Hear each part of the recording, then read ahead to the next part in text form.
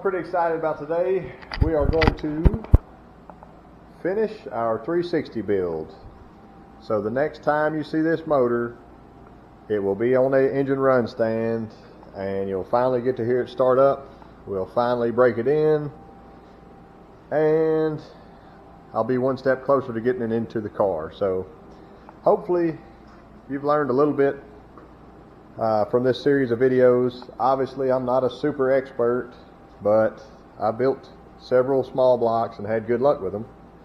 And if you are able to use some of the tips or tricks I gave you, let me know in the comments. Together I've got the intake here. You may have saw my last video of just the quick port match I did on it on both sides. I've got it blown out, washed out, cleaned out. I know I didn't show you that, but I will put it as a tip. Wash out, blow out, clean out your intake, anything that you port before you put it on the motor. Got my lifter soaking. They're totally submerged. They've been soaking 24 hours. And I've got my Rev Lube back out with the moly sulfide. I'm going to coat those here shortly before I drop them in. I've got my gaskets on my valve covers. They're real pretty. I went ahead and pulled those baffles out. Some people say, don't do that, don't do that, but I've never had bad luck with it. Sometimes they'll hit your rocker arms if you got a pretty big lift cam. I've got my 50/50 Lucas oil mix. I've got my chrome mechanical fuel pump from Jigs. This one's kind of old, like the box is old. I bought it 4 or 5 years ago, but the pump itself is still good, and it is made in the USA, as it says right there. So I'm going to try it out. I got a little bit of wrenching fluid in case we need that. And I've got to get my rocker arms out and get them cleaned up. I'll show you those real quick. That says simple green, but it's actually jet fuel. And there's my shafts and my rocker arms. So I did examine all these pretty closely before I soaked them. They just got a little bit of grease on them. I wanted to knock it off. So I'll get those brushed up. You can kind of see my push rods down the bottom there. And I'll get those cleaned up and get back with you. I just got the bolts themselves soaking. They were pretty oily, nasty stuff, but we'll get those examined. And we'll have a motor together today. So I'll try to get excited. If you hadn't noticed, I got my JustMoparJoe t-shirt on. Somebody said I needed to make some t-shirts. I don't know. If you're interested, let me know in the comments. I'll get more actually screen printed. Push rods clean, rocker arms. These are the spacers that go between the rocker arms and bolts. So you notice I got extra spacers, extra bolts. There's my 2 shafts. Got those cleaned up real nicely. And I got 2 rocker arms here I wanted to show you. If you've got a LA small block Dodge, I want you to look at the difference in this one. So they both have the center groove here, center slot for oiling, but you'll notice this one, if I can get my camera right, is worn all the way out.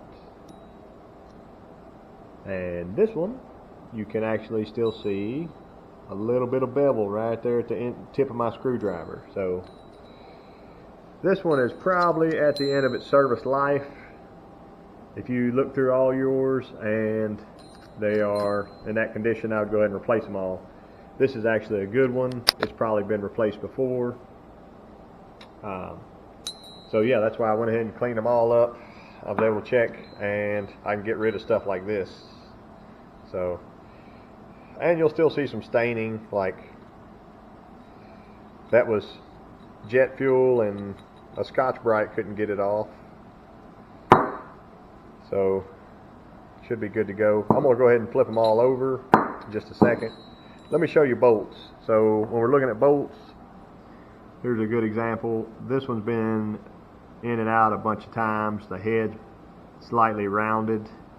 I'm not going to use that one. You know, so basically look at the heads, look at the threads, and go from there. So obviously that one's a no-go. I'm going to put him aside. Well, let's go back to our shafts. So if you're familiar with the YouTube channel 318 Will Run, he's a pretty knowledgeable guy. And he made a good point of when you put your shafts on, if you find that little notch right there in the shaft, see if you can see it. One side has a notch, the other doesn't.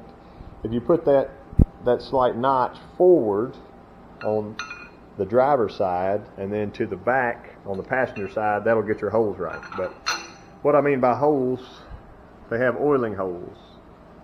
So the oiling holes are slightly off center. See if you can notice that. And those holes actually are supposed to face towards the spring. And that'll help your rockers oil. So if you remember that little tip, that was one I stole from him. Yeah, you can see your notch again here. Obviously the notches go down, the holes will go to the bottom side. So find your notch right there.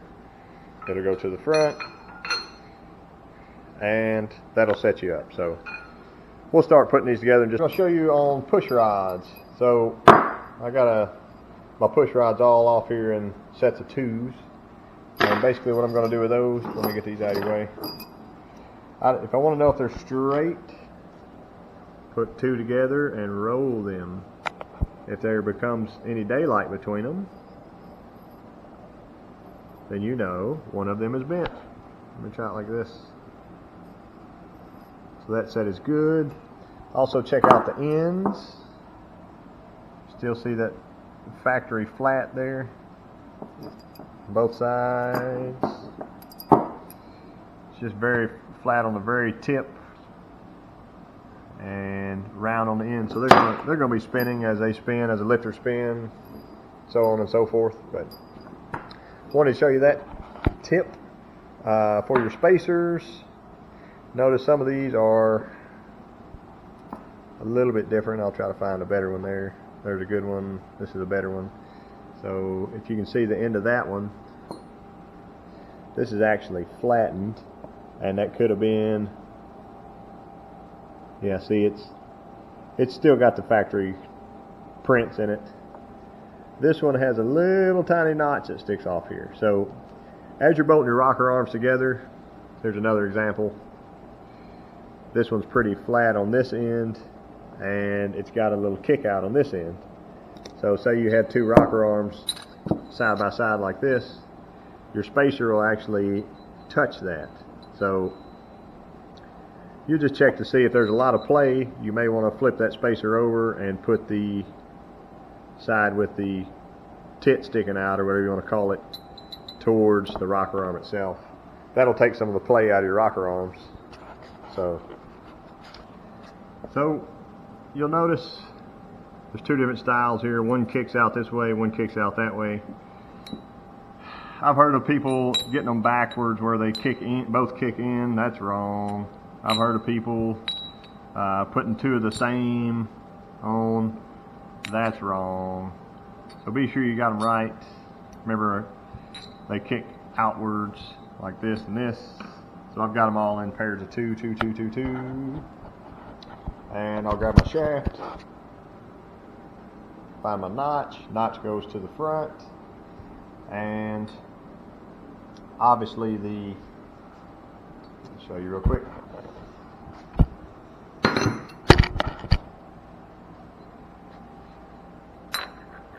The shaft itself will go there, so push. Rocker arms need to go this way, so I can just start 2 on, not a big deal. 2, 4, 6, and 8. If these had all been from the same set, I would have kept them all perfectly in line. If it came off of this head, I would have pulled it straight off that head, put it right back on that head, etc. So we're going to slide them down. We know our holes are downward in the shaft. Got that going down to get us a good bolt. And the small spacers go in the center and on the two ends.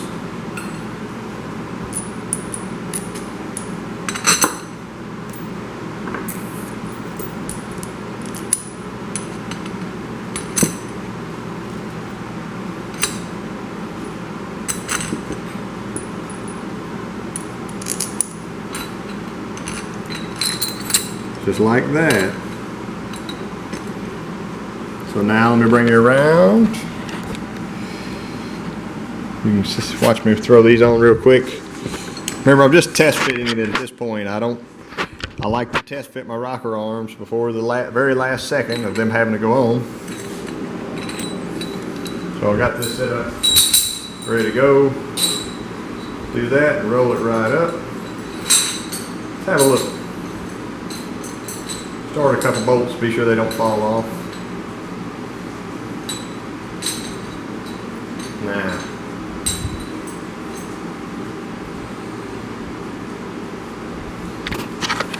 Bring it on over so you can see. So you see I have my kickouts.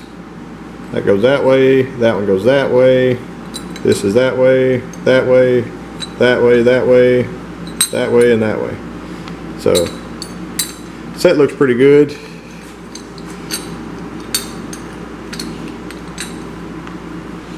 A little bit of slop in them. See, it has a tit on both sides. Let's put it in the center. Just a little trial and error. And this one has a stronger tit on that side. Let's do it like that.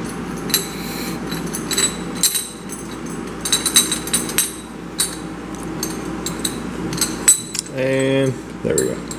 So that tit is facing inward. Give me a little, take out a little bit of slack there.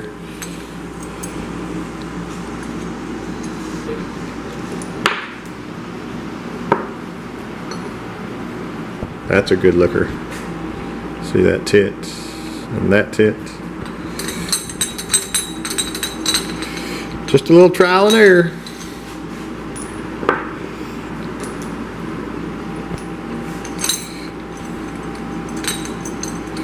This is just a street motor. I do have a set of Crane gold rockers, or maybe they're made out of comp, I don't remember. They're on my truck motor. But for this, it's fine. There's the two I'll use for my other side.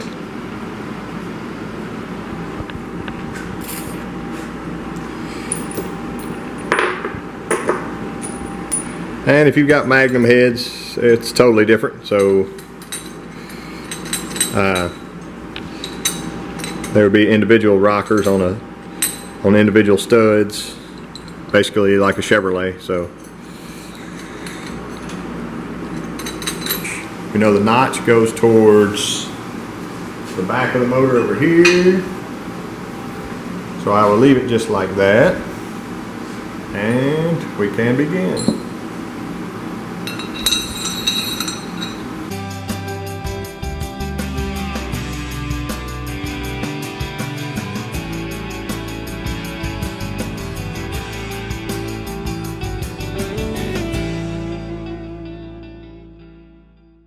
Put those lifters in. Y'all notice I got my 50/50 Lucas heavy duty oil stabilizer. It's 50% oil and 50% Rotella 1030. That's what I'm gonna use with this one. And just shake it up. You may not have saw in my other videos, and I'm surprised nobody commented on it. I didn't put any oil on my timing chain, and I was waiting to do it a little bit closer to time. Let me show you this. Just cut the tip off without cutting my finger off. There we go. Check this out. So the motor's on its side. I don't have any oil in the motor except what was on the bearings and has dripped down. And there's my timing chain. Also, this hole, you may not can see it, is actually right above that timing chain. So if I put oil, my oil mix into that hole, it will hit the timing chain. So I'm going to be doing that. It basically hits the center. I'm going to do that and spin the motor over for about a minute, and that entire timing chain will be coated nicely. If anything runs in now, it'll be in the cover, run down to the oil pan. No big deal. Here we are.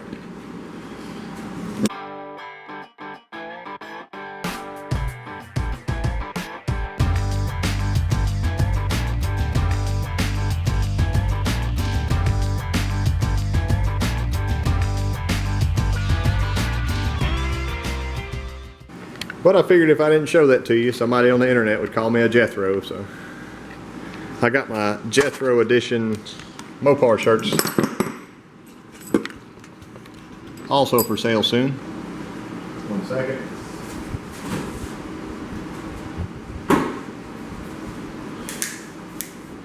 Helps the lifters go in easier. So I don't typically wear rubber gloves, but I keep some around for when I'm smearing stuff like the Isky Rev Lube onto something.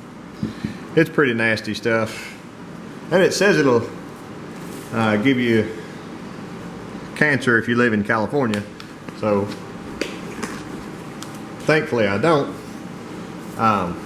But it'll also make your babies be born naked. So here we go. Start with lifters. This is a nice clean plastic jug. I can set it right there in the valley, not a big deal. And I'll show you what I'm doing here. Find a good clean rag.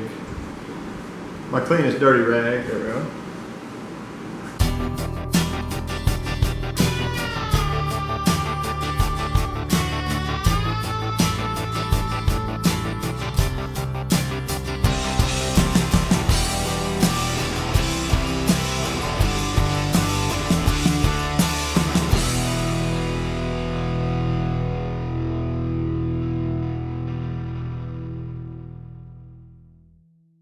Have my finger blackened.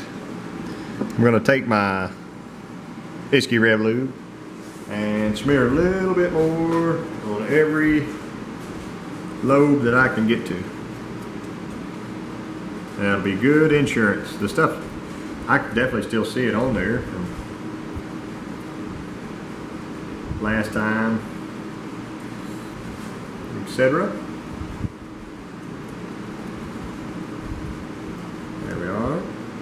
Now, you can even, where did it say? Apply it over cam lobes, tap at surfaces during assembly, and apply to any other highly stressed surfaces subject to metal contact. Rocker arms, valve guides, push rods, etc. So right now, I can take a little bit, hopefully you can see, yeah, you should be able to see that. I'll take a little bit and put on the ends of my valve tips, my valve stems rather. And that'll just help it wear. That stuff will be there in 2 weeks or 1 week or however long it takes me to get this. Hopefully pretty soon I can get it started up for you. I'm ready to hear it run more than you are, I guarantee.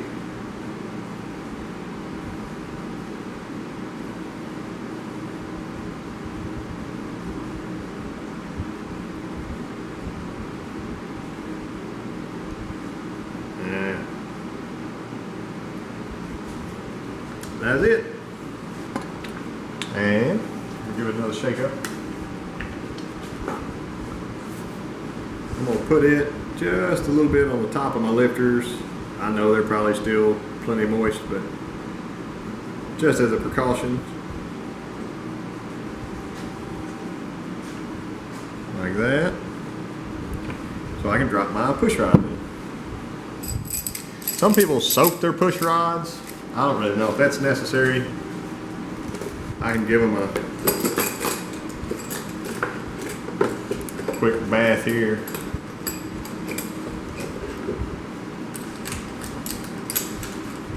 flip that over. Now they've been soaked.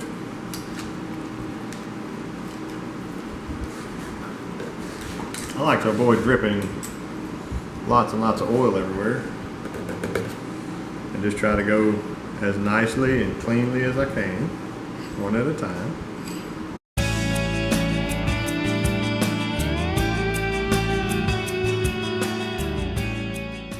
Get my springs, if you can see that. On the top side, let it run down.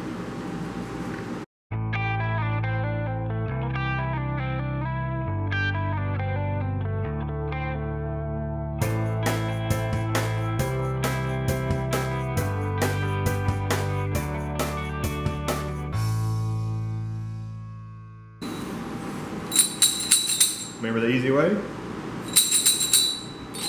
Roll them on.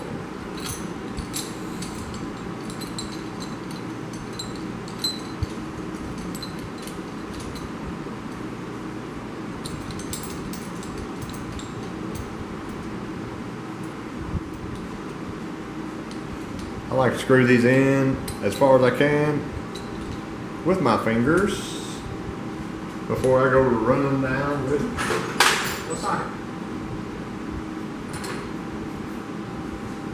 I also recommend using a 6-point socket on your 3/8 ratchet.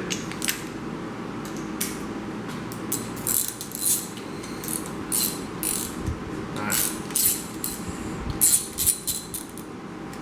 Get them all about equal, not putting any pressure on them yet. The motor is now on top dead center. There's your 0. I can see the back side of the intake, back side of the intake valve right there. Okay, I rolled it over. Notice how both lifters are down. My piston is up. You should be able to see it in there, glowing very nicely. So Lunati says that the lifters will be compressed 20 to 60 thousandths whenever you tighten the shaft down. Okay, 20 to 60 thousandths. If you don't know what that is, get a feeler gauge out or a micrometer. Right now, basically I've got my shaft just loose. See that one? That one needs a little. I mean, just barely nothing, right? Look at that distance right there between that shaft. Sorry, that shaft and the pedestal, right there. Okay? It should be about 20 to 60 thousandths. I'm not saying that's the exact way of doing this. I'm just saying, as we tighten, remember, just like torquing our head, we start in the middle and work our way out. Right? Go a little bit at a time. As we tighten that, it should compress that lifter roughly that amount right there, right? This one might be a little more. So if this one is 80 thousandths and this one is 40 thousandths, it's compressing those about 60 thousandths. Take the average, right? If you think you have an issue, you can get a push rod checker. So basically that's a push rod, or it looks like it. You can even make one out of an old push rod that's hollow. These are solid push rods because they're Mopar and they're superior. Basically, it's adjustable, so you could tighten the entire shaft down all the way. Then you would be able to use your push rod checker. You'd want it at 0 lash, and then you'd go, I believe it's another half turn, so it would raise up on that, possibly that 20 thousandths that they're talking about. These heads have been milled 15 thousandths, I know that. This gasket, this is the blue Velcro gasket. I believe they're somewhere between 42 or 50 thousandths compressed. The stock gasket from this motor was the shim type. So if the shim type was 10 thousandths, right? Which it was probably, say it's 20 thousandths. The Velcro gasket is 50 thousandths compressed. That leaves me an extra 30 thousandths. The heads have been shaved 15 thousandths. The block has never been decked. So right now I believe I'm actually over about 15 thousandths. So I'm not scared in the least that this will not work. Okay, so obviously it's better to check if this was a big race engine of some kind. I would already check my piston to valve clearance. This motor has the pretty large valve reliefs in the pistons, and this cam is not too large, maybe it's 513, 533 lift. It's the Voodoo. Start in the middle, work our way out.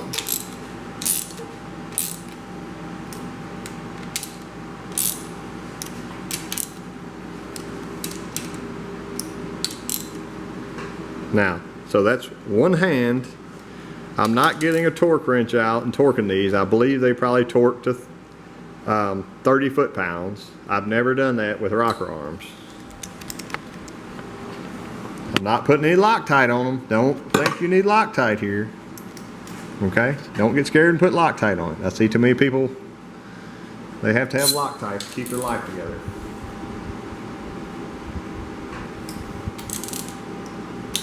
Doesn't take much.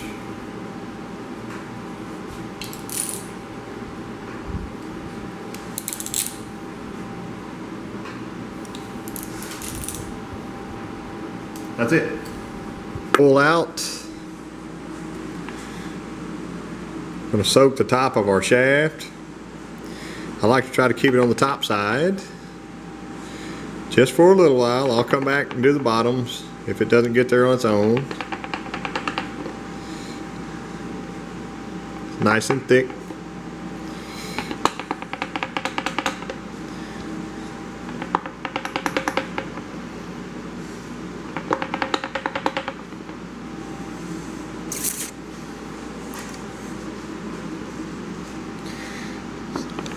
See if you can see that. There's a little tiny hole right there in that rocker arm. I like to fill up the top so that that hole also gets some.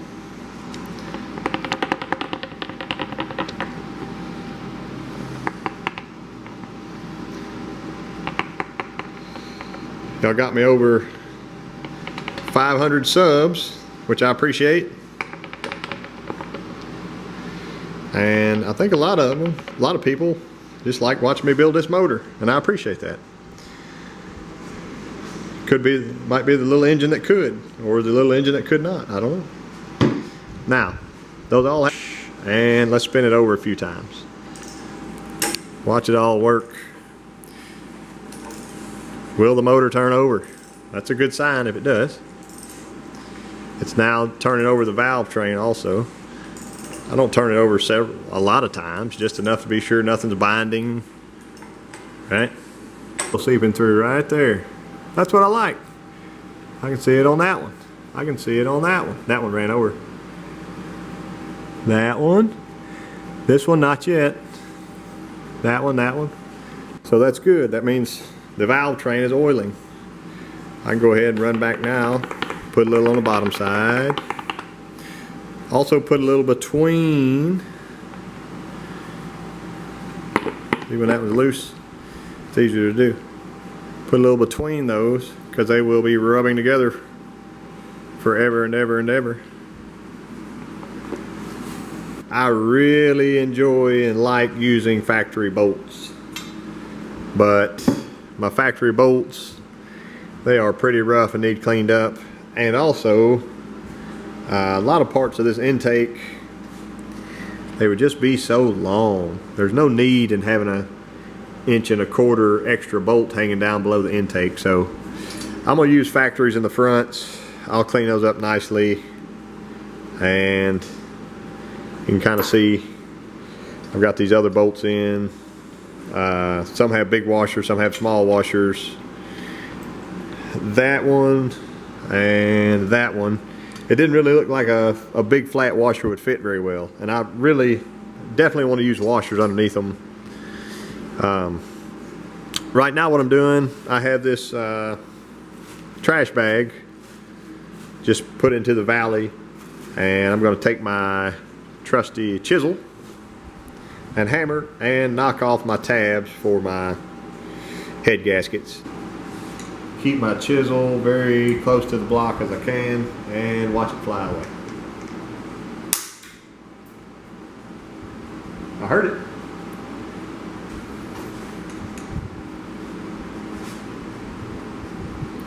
Kind of hold it this way so it doesn't destroy my fingertip again. I see it over there. So this is just lacquer thinner. I like to put a little on my rag, go over. Remember, cleanliness is very important.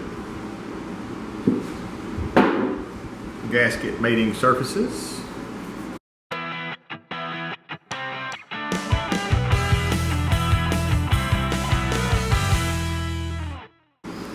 These gaskets, I like, they have the peel off. So if they didn't have that peel off, I would glue that down with my yellow dog. So it's peeled, sticks just like this.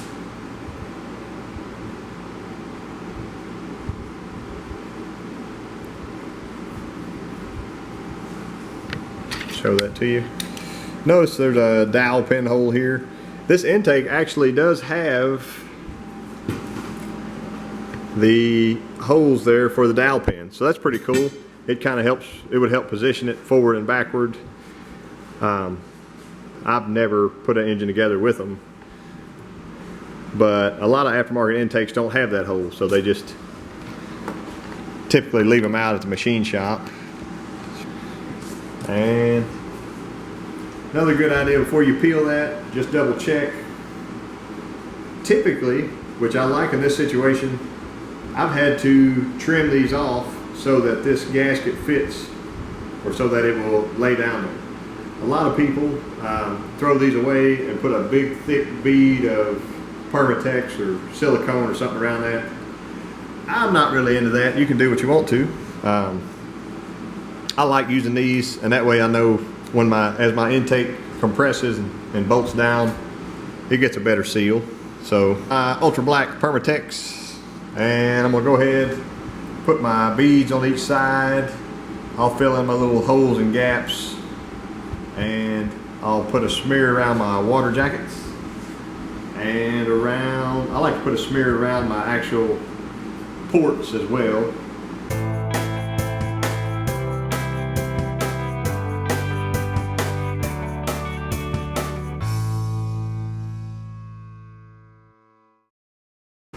There's our gasket, Felpro 1213. I recommend buying them from Summit Racing. And you drop them down, line up your bolt holes. So easy. There we go.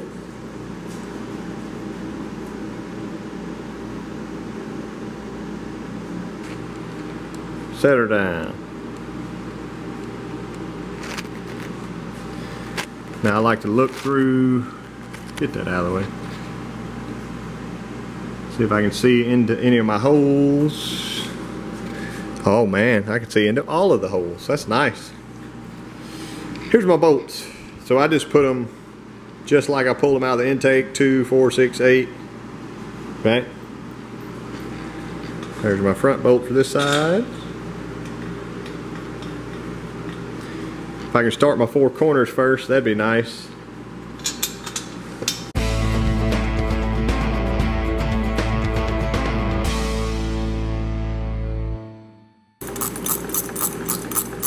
We tighten our intake just like we did everything else. Start in the middle, work our way out. So that's still getting pretty close. This little jewel here, gasket maker squishing out right there real nicely. I like it. That's usually where I quit, and after it, per the directions, you know, after the stuff dries, come back and tighten it a little bit more. And our intake is on. All right, final steps. Valve cover Notice the little attachment there. I've already glued my gaskets on. I'll just lay them on for now. I didn't plan on actually bolting them until I prime that oil pump, and I'll show you how to do that next video when it's on our run stand. But I can get these set on. 3 holes toward the bottom. And we've got a motor. Awesome. I think we need a little more wrenching fluid to finish it up. But thank y'all for watching, and next time you see this thing, it'll be puffing smoke. So I'll see you then.